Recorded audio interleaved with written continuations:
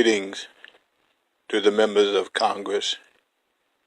Greetings to the Joint Chiefs of Staff.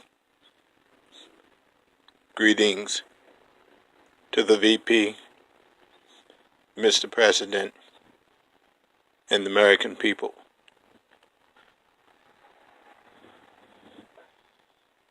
Allow me to introduce myself.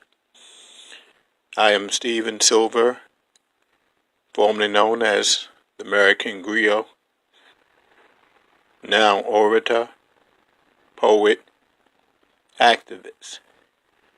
That makes me an Orapotist. Today's address is entitled, If I Were King. I am requesting that a special election be held, an election to decide the fate of the current President of the United States. And if I'm elected as President of the United States, no, if I were king, that has a much more pleasant and poetic ring, yet it possesses a common theme. If I were king.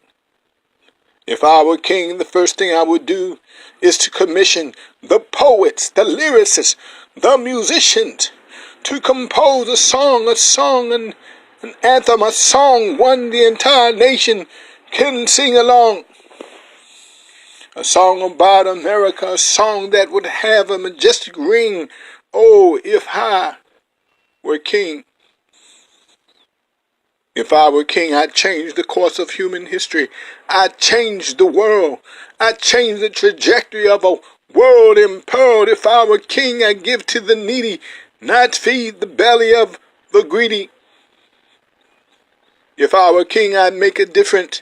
I would build broken bridges instead of building walls and fences. My qualifications: I'm a poet. I'm a hopeless romantic. This world is not going to hell in a handbasket. Yet I'm a realist. I realize things as they are. I'm an optimist. I focus not on the problem but on the cure. I'm a visionary. I see things that are not as though they were. I labor under the idea, I labor under the notion that if it is to be, it is up to me. Yes, we can. If not me, who? If not now, when? The mask. The mask is off. The masquerader. President Donald Trump parading around like some German dictator. Mr. President, you say you respect women. You give them false hope. The same women you say you respect, you turn around and go, if I were king, I'd organize in the hood and form special committees. I'd create working jobs for those in the inner cities. If I were king. Mr. President, Donald Trump, or do you prefer to be called Grand Imperial Wizard? Don't you see the dying ideology of white supremacy, full of racist, bigots, hooded ghouls, prancing around in sheets like dullard fools? White supremacy, what a joke, only embraced by foolish folk.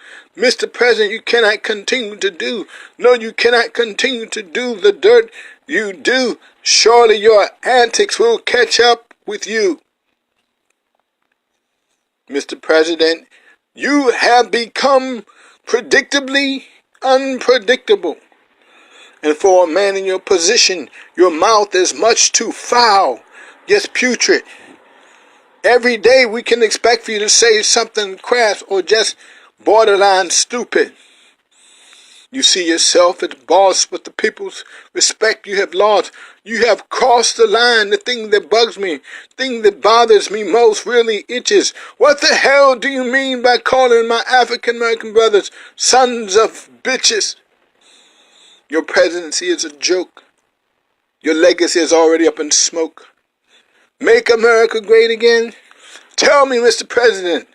Tell me, Mr. President. Tell me when. When was America great? When was it grand? Was it when you stole land from the native man? Was it great when chattel slavery was the order of the day? Was it great when women had no vote or say? Was it great because of segregation? Was it great because of the birth of an Aryan nation? Was it great when the bison buffalo was made nearly extinct? Was it great when the Great Depression was when the economy nearly tanked and sank? Tell me, Mr. President, tell me when. What in the hell do you mean by great again? You can still save face, just retired. The people are sick and tired. In your own infamous words, you're fired. That has a familiar ring. All these things I do, you're fired. Were king. But what do I know? I'm just a poet.